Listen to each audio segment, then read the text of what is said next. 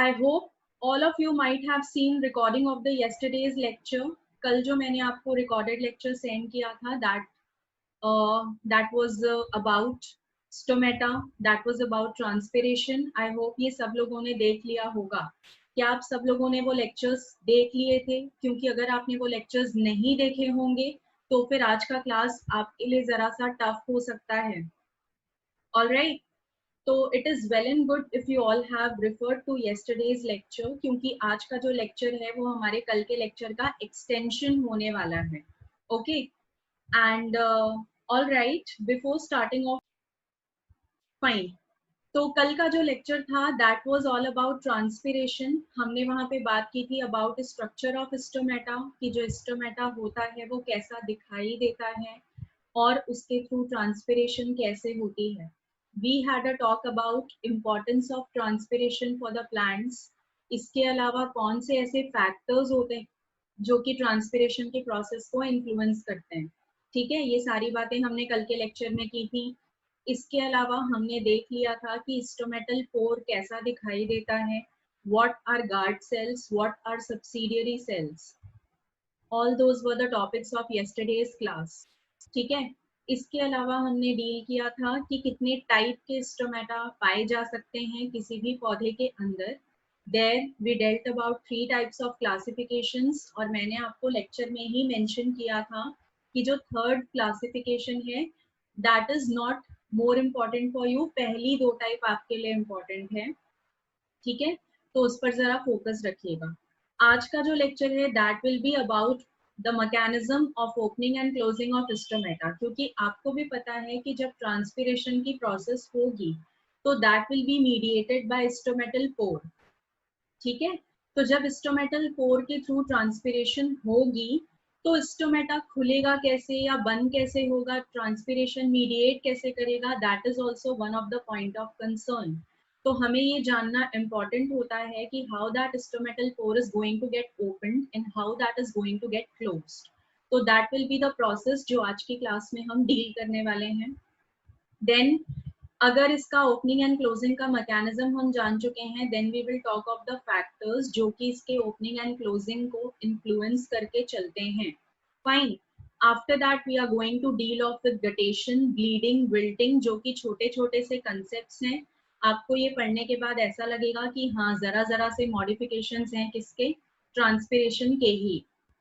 And lastly we are going to deal of with food translocation in plants. ठीक है, in case अगर आज हमारे पास टाइम नहीं बचता है then food translocation in plants will be the topic that we will be dealing later on. But हाँ, wilting तक तो आज हम जरूर कंप्लीट करने वाले हैं. फाइन, तो let us start then.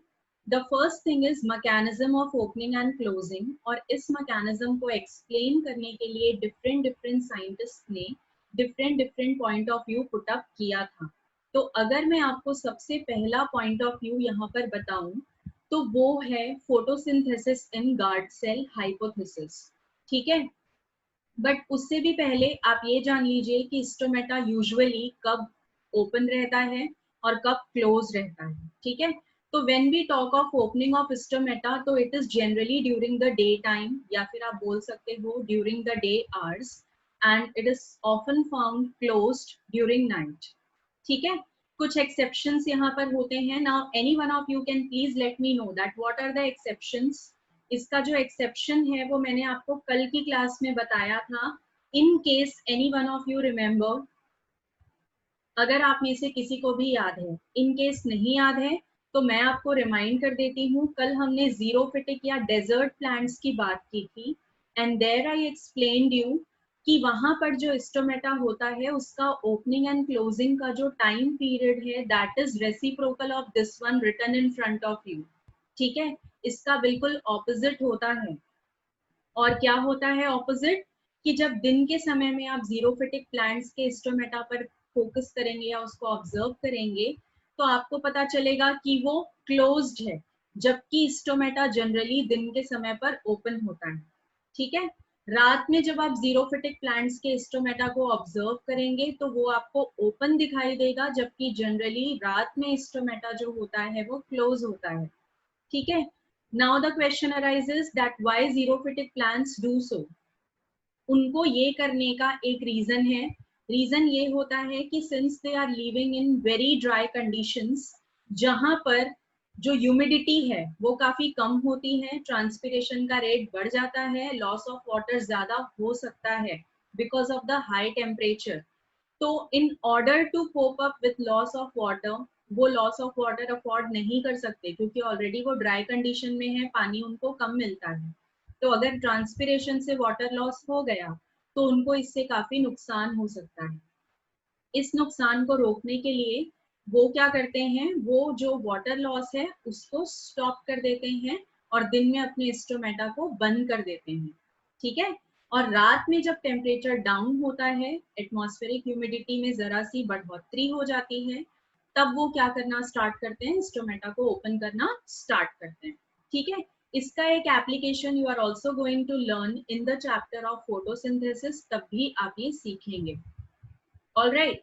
Now coming back to the topic कि यहाँ पे जो इंस्ट्रूमेंटल मूवमेंट है या जो उसका ओपनिंग एंड क्लोजिंग है, that is explained by different different theories. So the first one is guard cell के अंदर होने वाला फोटोसिंथेसिस.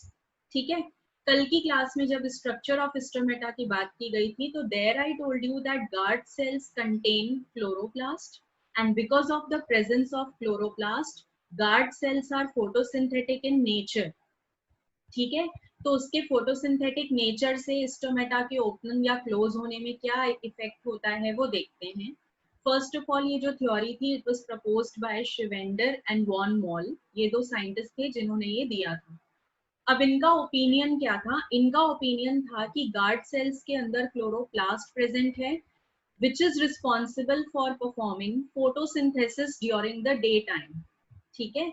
दिन के समय में गार्ड सेल के अंदर प्रेजेंट क्लोरोप्लास्ट फोटोसिंथेसिस परफॉर्म करता है.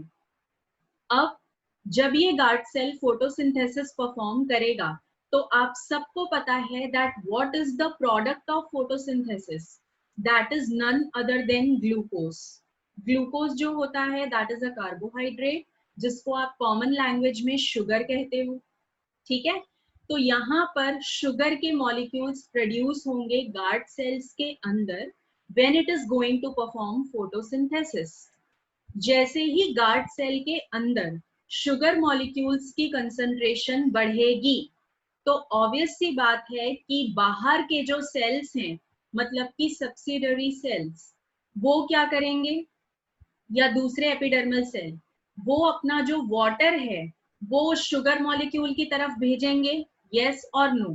इतना आप लोगों को समझ में आया है या नहीं आया है? Do let me no. जैसे ही गार्ड सेल के अंदर शुगर कंसंट्रेशन बढ़ेगी, राइज होगी, तो आपको भी पता है कि वहां पर पानी का एब्जॉर्प्शन भी बढ़ेगा. When water absorption is going to increase inside that cell, तो गार्ड सेल का ऑस्मोटिक प्रेशर विल इंक्रीज और डिक्रीज. अगर वहां पर काफी सारा पानी अंदर आता जा रहा है because of the sugar molecule that is inside the guard cell, तो गार्ड सेल का जो ऑस्मोटिक प्रेशर है that is also going to increase, क्योंकि पानी आता जा रहा है. तो ऑस्मोसिस के प्रोसेस को इक्विलिब्रियम आने के बाद आपको रोकना होगा. ठीक है. And because of that osmotic pressure will be generated जो कि बढ़ता जाएगा as compared to other epidermal cells as compared to subsidiary cells. ठीक है. अब जैसे ही गार्ड सेल के अंदर ऑस्मोटिक प्रेशर बढ़ी तो what will be the condition of the guard cell? Is it going to become turgid or is it going to become flaccid? You all are going to tell me, क्योंकि आप ये concept बहुत अच्छे से सीख चुके हो अभी तक. तो आप मुझे बताइए कि guard cells are going to become turgid or is it going to become flaccid? Very good Kunal, the guard cells are going to become turgid. ठीक है. और जब भी guard cells turgidity लेते हैं then what is going to happen? Stomata is going to get open. ठीक है. जब guard cells turgid होंगे तो स्टोमेटा क्या हो जाएगा? स्टोमेटा ओपन हो जाएगा. फाइन. यहाँ पर आप सभी को बहुत अच्छे से पता है. Very good Dev and Parth also. आप लोगों को भी याद है कि जब ऑस्मोटिक प्रेशर रेज होगा तो गार्ड सेल्स टर्जिड होंगे. जब टर्जिडिटी आती है तो stomata is going to open. Clear? Remember this thing, बहुत ही आसान सा इनका कंसेप्ट था, लेकिन इस थ्योरी में कुछ शॉर्टकमिंग्स थी या फिर कुछ ऑब्जेक्शंस थे. Let us have a look at those objections. पहला ऑब्जेक्शन ये था कि जो कैम प्लांट्स होते हैं, ठीक है, कैम प्लांट्स का मतलब है क्रैसुलेशियन एसिड मेटाबॉलिज्म प्लांट्स. अब ये क्रैसुलेशियन एसिड मेटाबॉलिज्म क्या है आप सीखोगे जब हम फोटोसिंथेसिस पढ़ेंगे, ठीक है, लेकिन अभी भी आप ये समझ सकते हैं, मैं आपको समझा देती हूँ कि ये कौन है. कैम प्लांट्स कहा जाता है उन प्लांट्स को जिनके अंदर कैम साइकिल चलता हो, ठीक है, जिनके अंदर कैम साइकिल चलता है. कैम साइकिल चलता है जीरोफिटिक प्लांट्स में, ठीक है. कैम साइकिल जो है वो किनके अंदर आपको चलता हुआ दिखाई देगा, वो आपको दिखाई देगा जीरोफिटिक प्लांट्स के अंदर. And xerophytic plants are the plants जिनके अंदर स्टोमेटा ओपन होता है डार्क में एंड क्लोज होता है कब, दिन में. आपने अभी अभी ये सीखा था, ठीक है. तो बेसिकली आप बस इतना जान लो कि in this particular point we are talking about xerophytic plants, ठीक है. तो जीरोफिटिक प्लांट्स के अंदर कंसेप्ट ही उल्टा है कि दिन के समय पर स्टोमेटा बंद रहता है, रात के समय पे स्टोमेटा खुलता है. Then how come photosynthesis can take place without sunlight during night? क्या आपको लॉजिक समझ में आया? What is the thing explained in this point? ये कह रहे हैं कि जीरोफिटिक प्लांट्स में बिल्कुल उल्टा कंसेप्ट है, दिन में स्टोमेटा बंद है, कार्बन डाइऑक्साइड ली ही नहीं जाती. Then how is it possible कि उनका फोटोसिंथेसिस बिना सनलाइट के रात में हो जाए, ठीक है. तो ये वाला एक चीज जो था that was creating objection. Second thing was कि जो मोनोकॉट प्लांट के गार्ड सेल्स होते हैं उनका जो क्लोरोप्लास्ट होता है वो रूडिमेंट्री होता है, इनएक्टिव होता है या नॉन फंक्शनल होता है, ठीक है. तो फिर क्वेश्चन ये आता है कि अगर मोनोकॉट प्लांट्स के अंदर the chloroplast which is present inside the guard cell is non functional or inactive, then how come it is going to perform photosynthesis?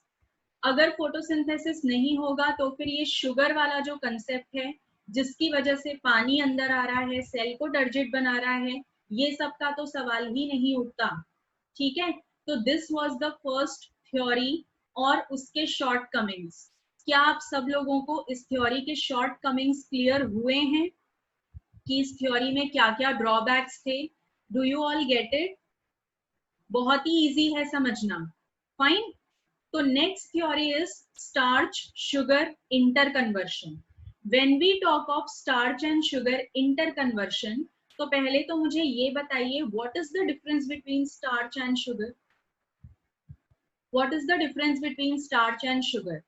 As I told you earlier कि जब plants के अंदर photosynthesis होता है, जब guard cell के अंदर photosynthesis होगा, in fact कभी भी जब photosynthesis होता है तो उसका जो प्रोडक्ट होता है इज इट ग्लूकोज और is it starch?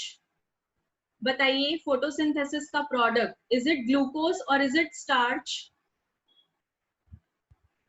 Yes, obviously the product is glucose. Very good Poonam. The difference is कि जो स्टार्च होता है that is actually the stored food product. Glucose के मॉलिक्यूल बनते जाते हैं, इकट्ठे होते जाते हैं, जब वो कलेक्ट होते जाते हैं तो they form a long chain of complex carbohydrate which is starch. तो आपको ये वाला जो बेसिक सा डिफरेंस है, आई गेस ये 10th में बता दिया गया होगा कि जो ग्लूकोज है that is the formed product of photosynthesis, whereas when we talk of starch, तो स्टार्च जो होता है that is stored food material of the plant.